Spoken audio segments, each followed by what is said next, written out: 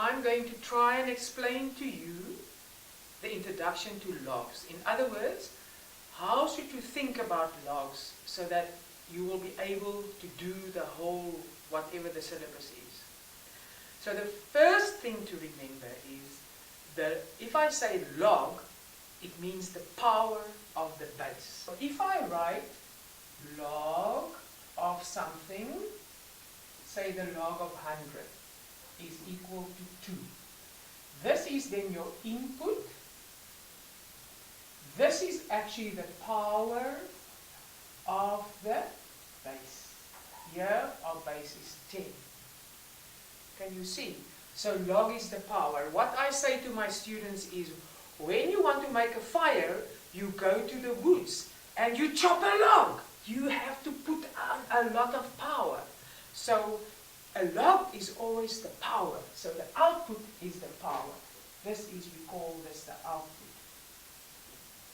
You must also remember that log is actually a function. So let me show you what I mean by that. I tell my students they must see a bow and an arrow.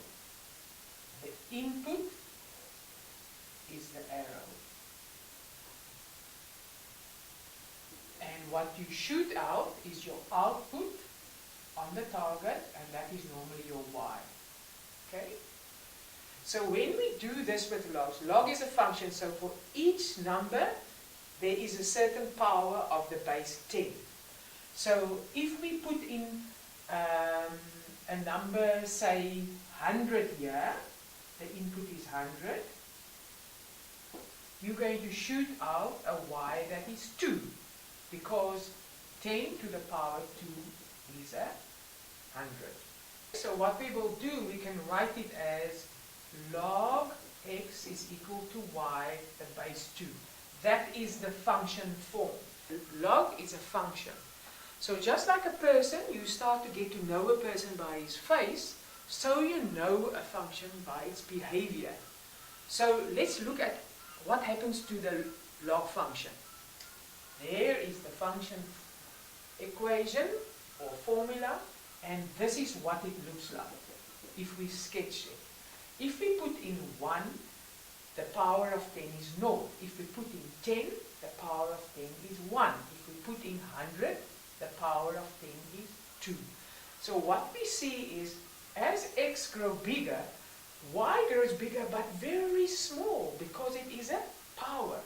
We also notice another thing, that when we have the log input, it is always bigger than 0. And it's never negative. So what must you be able to do? Let's look at something like this. You all know 6 squared is 36. This we call the exponential form. Now, this is the power. And we said that log is equal to the power. What is our base? It is 6. And what is the number? The input is 36. So you must be able to go from exponential form to log form, and from log form to exponential form. Let's have a look at this one. I give you the log form. I wrote it down here. 5 is equal to, okay, so our base is 10. This is the input number, this is the base, this is the log, this is the output. Right. Now, how do you change it to the exponential form? This is always the power.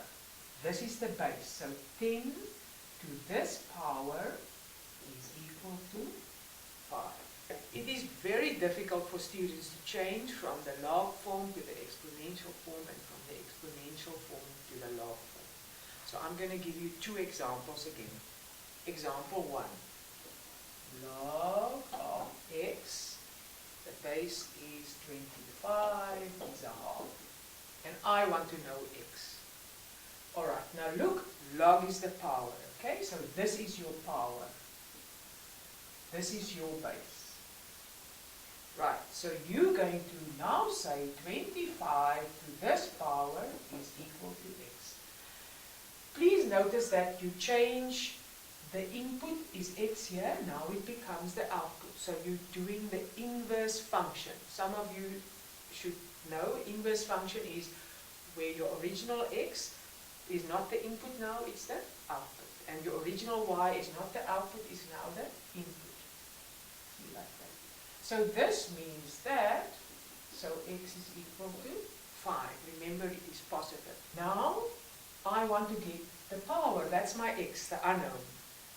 But, this is in an exponential form. And you want the x to be the output, because the x is what you want to know. So you have to go to the inverse function. Now let's see. This is the base. This is obviously the power. And this is the number. So how do you change it? You write log. What is the base? 10. Log is always the power. So what comes out is x. So you write that. And now you just go to your calculator. You press log 8.4 base 10 and you get x. Another thing to remember is because log is a function, for each x we only have one y. So let's take for instance the log of x squared is the log of 144. So the log is the power, so it shoots out a power and it shoots out a power, both of them. But because it's a function, these two numbers must be the same. So x squared will equals 144, which means x is plus or minus the square root of 144. But then you decide it's only plus 12 because a log must be positive. No? In this case, because it's like this, you know it's 144. So you can put plus and minus. But you can't write log minus 12. That will be wrong. You can only get the log of 12. The last thing that we have to remember in A-level maths is the ln function.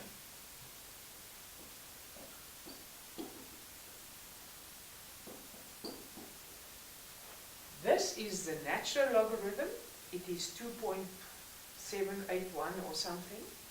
And it is especially used in engineering a lot.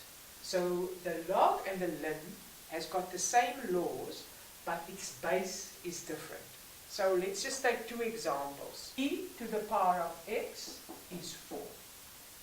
Okay, so this is the exponential function. Remember we said with log is the power. So there is the power, this is the base. Okay? So now we say log base is the power, it's x of 4. So it's actually the ln of 4 is x. And now you can just go to your calculator and work out, it is next to the log button, the ln of 4, which is 1.39. Let's look at this again.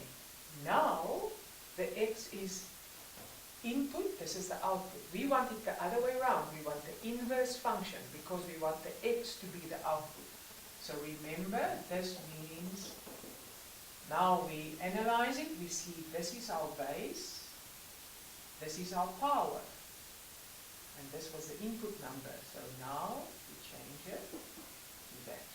And now you just go to your calculator and you work out e to the power of 2, and the answer is 7.39. The other very important things is the log and the ln laws.